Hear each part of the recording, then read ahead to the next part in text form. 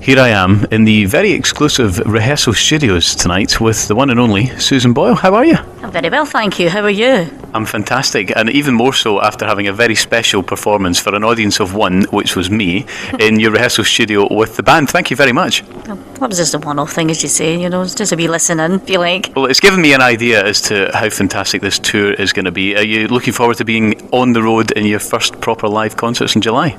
I'm very excited and I'm looking forward to it immensely. Is it important for you to do this in your homeland in front of a home crowd? Well, it's a kind of thank you to all the support I've had, especially up north in Scotland. And what can we look forward to, anyone who's coming along? What songs are we going to get? Are there going to be any surprises along the way? There'll be a mixture of songs to suit all tastes and to cater for all age groups. Because that's the beauty of what you do, is that so many people appreciate all these, know these great songs and see you bringing them to life, if you like. Well, I try my best to please everybody, I aim to please.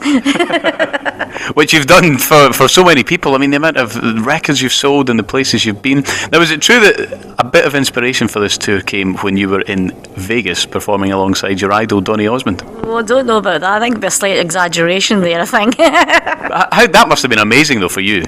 Well, it was a bit surreal because when I was younger, my room was purple, and of course I idolised him, But it was a good experience I had with him, and it'd be nice to aim high.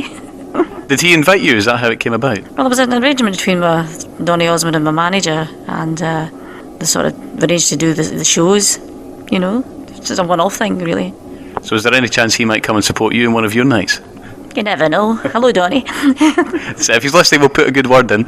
Now, when you select the songs for the shows, Susan, is it a collective process? You sit with your team and you decide which ones you're going to do. How much influence in that do you have? Well, it's a sort of team effort, if you like. I give them a list of songs. I think it'll be a list of songs.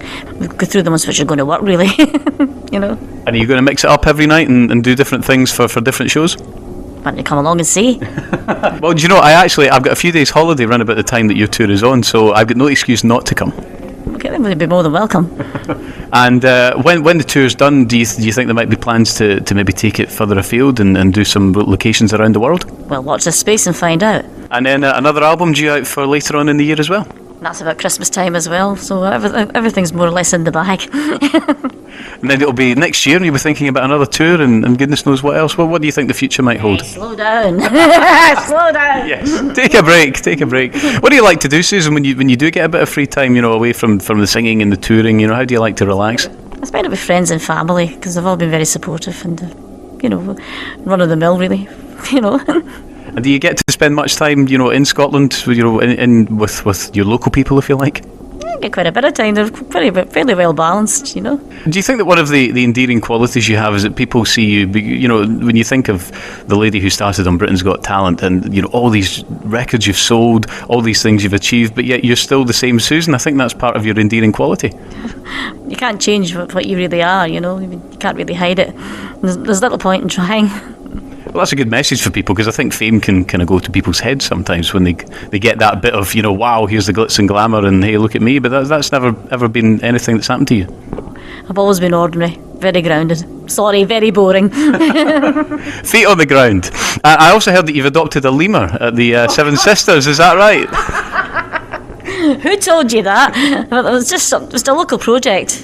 It was a zoo just up the road from me, and I just thought it would be nice to have a wee pet, that's all. Because it was quite a tragic story when the fire hit the Seven Sisters Zoo in West Lothian, and that's obviously a facility that's very close to you, both to your heart and physically to where you live. That's right, yeah. I mean, the Waynes were all upset and all that when it all happened, so I just thought I'd go in and see what I could do, try and help.